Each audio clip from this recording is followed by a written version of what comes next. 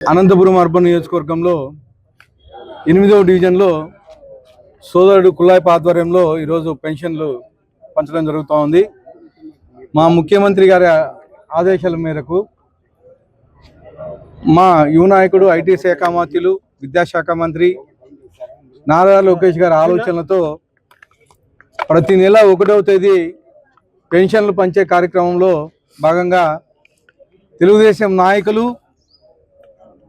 Division ఇన్ఛార్జీలు, cluster ఇన్ఛార్జీలు, booth ఇన్ఛార్జీలు, అలాగే మా కార్యకర్తలు ప్రతి ఒక్కరూ 1వ తేదీ పెన్షన్ పంపిణీ కార్యక్రమంలో భాగంగా పాల్గొనడం జరుగుతోంది. మన తెలుగుదేశం ప్రభుత్వం ఏర్పడిన తర్వాత మన ముఖ్యమంత్రి నారా చంద్రబాబు నాయుడు గారు ఏదైతే మాట ఇచ్చారో తొలి 5 సంతకాల్లోనే పెన్షన్ పెంచే కార్యక్రమం చేపట్టారు.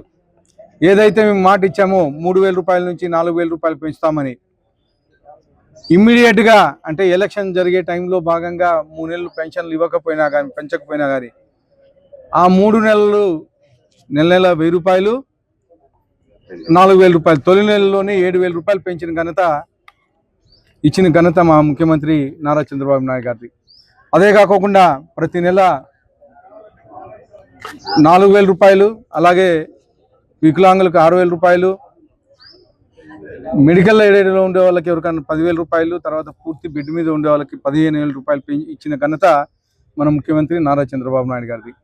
దేశంలోనే ఎక్కడా లేనటువంటి విధంగా, ఏ రాష్ట్రం ఇవ్వనట్టు విధంగా పెన్షన్ సంక్షేమ కార్యక్రమం మన రాష్ట్రంలోనే ఇస్తున్నారు. మన యువ నాయకుడు నారా లోకేష్ గారి ఆధ్వర్యంలో ఈ 20 నెలల కాలంలోనే సిబి అని ఒక బ్రాండ్ అంబాసిడర్గా 20 లక్షల కోట్ల రూపాయల పెట్టుబడులు ఈరోజు 20 నెలలు కాకుండా దాదాపు 20 లక్షల ఉద్యోగాలు వచ్చే విధంగా చర్యలు తీసుకుంటున్నారు. ఇవే కాకుండా ప్రపంచం మొత్తం విశాఖపట్నం వైపు చూసే విధంగా, మన ఆంధ్రప్రదేశ్ వైపు చూసే విధంగా గూగుల్ సంస్థ 1,50,000 కోట్ల రూపాయలతో పెట్టుబడులు పెడతా ఉంది. నిన్న గత వారంలో 1,35,000 కోట్లతో మన ముఖ్యమంత్రి నారా చంద్రబాబు నాయుడు గారు RSLR స్టీల్ ప్లాంట్ని శంకుస్థాపన చేయడం జరిగింది. అలాగే నెల్లూరు జిల్లాలో 85,000 కోట్ల రూపాయలతో మన కర్నూలులో ఓరోకల్లో డ్రోన్ ఇండస్ట్రీస్ రాబోతున్నాయి. అలాగే తిరుపతి, చిత్తూరు జిల్లాలో అనేకమైన ఎలక్ట్రానిక్ ఇండస్ట్రీస్ రాబోతున్నాయి. ముఖ్యంగా మన అనంతపురం జిల్లాలో ఆటోమొబైల్ అయితే ఏమి, తర్వాత హార్టికల్చర్ ఇండస్ట్రీస్ రాబోతున్నాయి. ముఖ్యంగా సోలార్ అయితే ఏమి, విండ్ మిల్స్ అయితే ఏమి, ఇవన్నీ అనంతపురం జిల్లాకు రాబోతున్నాయి. ఇవే కాకుండా అనేకమైన సంక్షేమ కార్యక్రమాలు, స్త్రీ శక్తి పథకం కింద లేడీస్కి ఫ్రీగా స్టేట్లో ఎక్కడి నుంచి శ్రీకాకుళం నుంచి హిందూపూర్ వరకు ఫ్రీగా ప్రయాణించే విధంగా సబ్సిడీ ఇవ్వడం జరుగుతోంది.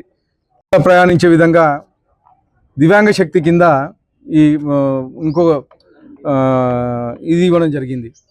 అలాగే ఇవి కాకోకుండా తల్లికి వందనం కింద దాదాపు 67 లక్షల మంది పిల్లలకి 10,000 కోట్ల రూపాయలు ఇవ్వడం జరిగింది. ఇలా చెప్పుకుంటూ పోతే అనేక సంక్షేమ కార్యక్రమాలు 20 నెలల కాలంలో చేశాం. ఇవే కాకుండా ఈ టర్మ్లోనే 3 ఏళ్ళు ఇంకా గవర్నమెంట్ ఉంది, ఇంకొక 25 ఏళ్ళు ఎన్డీఏ కూటమి ప్రభుత్వం ఉంటుంది.